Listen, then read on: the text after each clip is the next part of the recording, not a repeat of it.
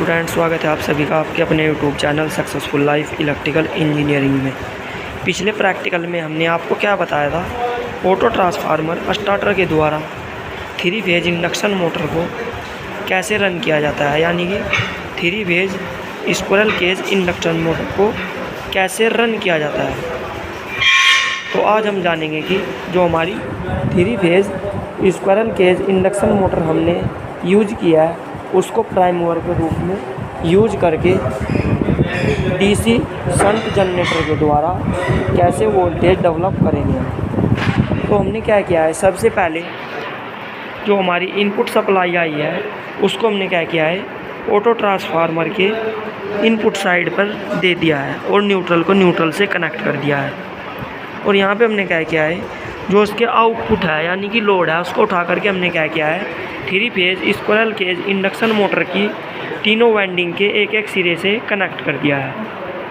और जो तीनों वाइंडिंग के सेकेंडरी सिरे हैं यानी कि दूसरी साइड के तीनों सिरे हैं उनको क्या कर दिया है, हमने स्टार में कनेक्ट करने के लिए शॉर्ट कर दिया है आपस में इन वायर के माध्यम से।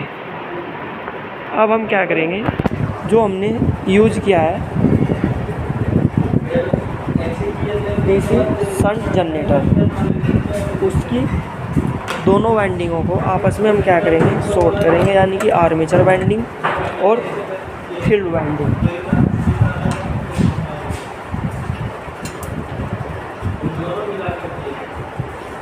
क्योंकि क्या होता है, डीसी शंट जनरेटर में दोनों वाइंडिंगों को यानी आर्मेचर वाइंडिंगों को और फील्ड वाइंडिंगों को आपस में क्या कर दिया जाता है, शॉर्ट कर दिया जाता है। और फिर क्या कर दिया जाता है, यहाँ से हम लोड को कनेक्ट कर लेते हैं। निगेटिव सप्लाई हमें क्या प्राप्त हो जाती है, यहाँ पे आपस में शॉर्ट करने के बाद में हमने क्या करेंगे, यहाँ से लोड को कनेक्ट कर देंगे। एक वायर यहाँ से उठाएंगे और एक वायर यहाँ से उठाएंगे। अब हम क्या करेंगे, देखते हैं कि जो हमारा जनरेटर है वो वोल्टेज डेवलप कर रहा है या नहीं। तो हम सप्लाई को ऑन करेंगे और जो हमारी 3 फेज स्क्विरल केज मोटर है जो हमने प्राइम मूवर के रूप में यूज किया है उसको सबसे पहले रन कराएंगे। तो अब हम क्या करेंगे, इसको रन कराने के लिए ग्रीन स्विच को ऑन करेंगे और ऑन करने के बाद में जो हमने रोटरी स्विच यूज किया है इसमें ऑटो ट्रांसफार्मर स्टार्टर में, उसको रोटेट कराएंगे। तो हमारी मोटर रन हो चुकी है। अब हम वोल्टेज को और वेरी कराएंगे।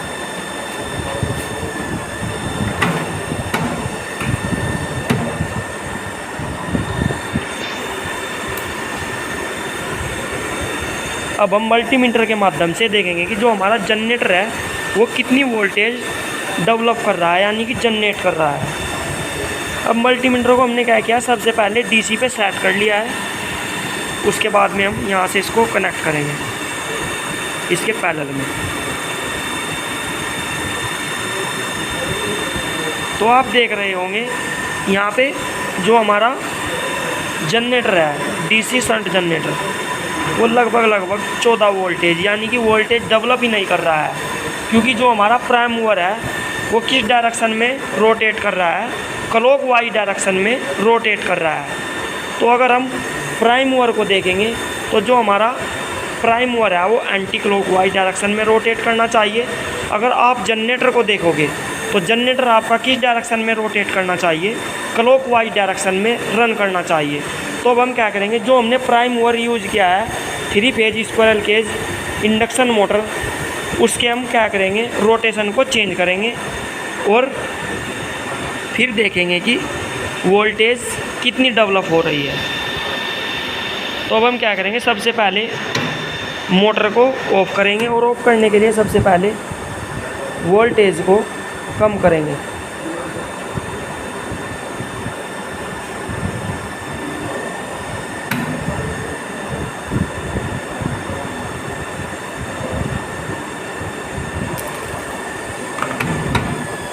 अब हम क्या करेंगे, ऑफ स्विच को प्रेस करेंगे और मेन सप्लाई को ऑफ करेंगे।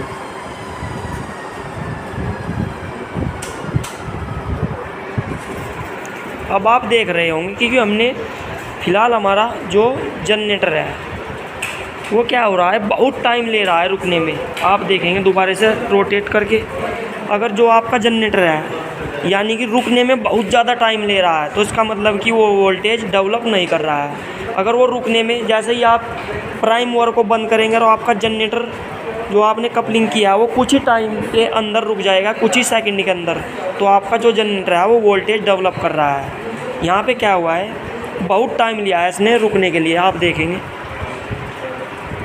अब हम क्या करेंगे, जो हमने प्राइम मूवर लिया है उसके क्या करेंगे, रोटेशन को चेंज करेंगे, यानी कि घूमने की दिशा को परिवर्तित करेंगे। तो 3 phase squirrel cage induction motor में क्या होता है, रोटेशन को चेंज करने के लिए हम 2 फेस को आपस में चेंज करते हैं। अब हम क्या करेंगे, जो हमारी इनपुट सप्लाई आई है उनको 2 फेस को आपस में चेंज करेंगे, यानी कि जो हमने बी फेस L3 पर दिया था उसको हम क्या करेंगे L2 पर देंगे, और वाई फेस को हम L3 पर दे देंगे।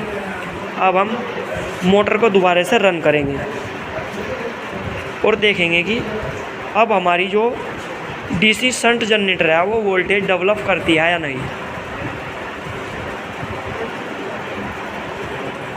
अब हम ऑन स्विच को प्रेस करेंगे और उसके बाद में रोटरी स्विच के द्वारा वोल्टेज को वैरी करेंगे।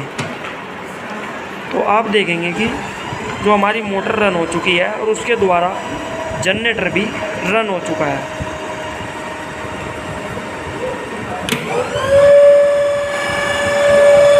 तो जो हमारा जनरेटर है वो लगभग 540 वोल्टेज डेवलप कर रहा है।